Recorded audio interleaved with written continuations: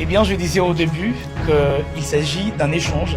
Ce 18 juillet 2025, le ministre d'État en charge de l'aménagement du territoire, Maître Guy Luando Mboyo, s'est exprimé devant la presse pour présenter les avancées majeures de son secteur et faire les points sur un nouvel outil, l'un des plus importants, la loi historique portant aménagement du territoire national, incessamment promulguée par le président de la République, son Excellence Félix Antoine Tshisekedi Tshilombo, une avancée qui s'inscrit parfaitement dans les cadres du pilier 3 du programme d'action du gouvernement.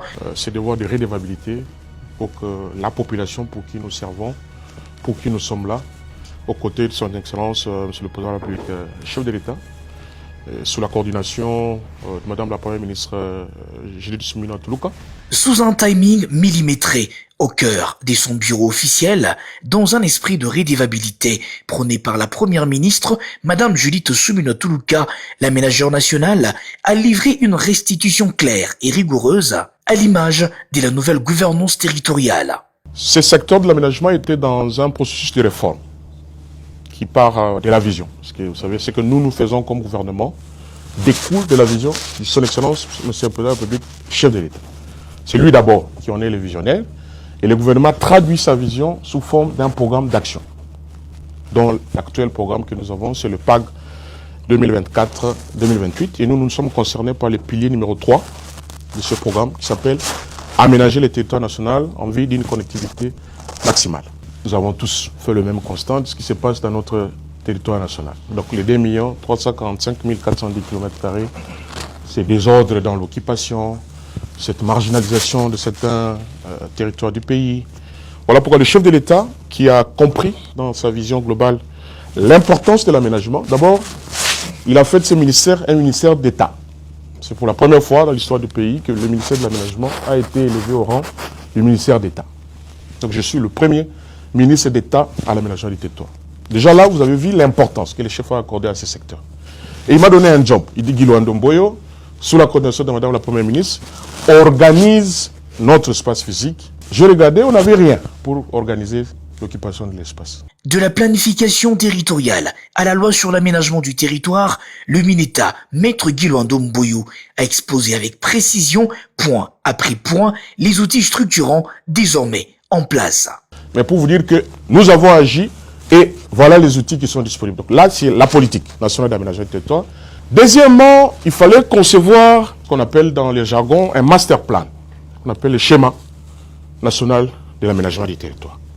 Notre pays, grâce à la vision éclairée de son Excellence, M. le Président de la République, nous avons enfin cette étude. Nous avons commandé un autre livrable qui est l'étude sur le potentiel agricole et le capital forestier, qui est déjà disponible. Ces deux études, ces deux livrables, devraient nous amener à doter les pays du schéma national. Vous m'avez suivi au centre culturel, où j'étais parti lancer l'atelier de validation du schéma national, qui est en train d'être finalisé. Nous avons réservé la primaire à son Excellence, M. le Président de la République, chef de l'État, pour qu'au cours d'une grande cérémonie, nous puissions les rendre publics. Il a appelé la population à s'approprier ces instruments, désormais rendus obligatoires grâce à la loi, pour construire un avenir harmonieux et durable en République démocratique du Congo. Ça veut dire que les ONG, la société civile, les peuples autochtones, tout le monde a participé dans ce processus de la réforme, parce que si on n'a pas la participation citoyenne, nous ne pouvons pas décider à la place de la population de comment on organise notre territoire national. Et donc nous avons aujourd'hui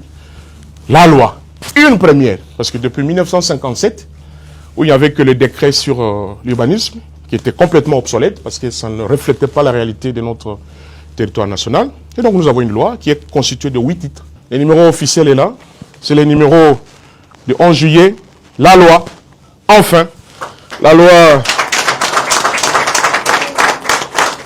numéro 25/045 du 1er juillet 2025 relative à l'aménagement du territoire. C'est une première dans notre pays. C'est historique. Et ça, coup de chapeau à l'aménagement. Il faut applaudir pour le chef de l'État. Non, il faut encore applaudir. Applaudissez encore.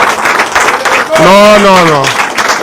Une séance des questions-réponses a permis aux journalistes d'obtenir des éclaircissements précis Plan national d'aménagement du territoire, Géo, ville durable de Bouma, guide méthodologique, études stratégiques, tout un arsenal d'outils pour transformer l'aménagement du territoire congolais grâce à la vision éclairée du président de la République. Le ministre d'État s'est engagé à poursuivre cette dynamique structurante et innovante pour bâtir un pays où il fait très beau vivre. Attention, à bientôt. Ça en est terminé pour cette...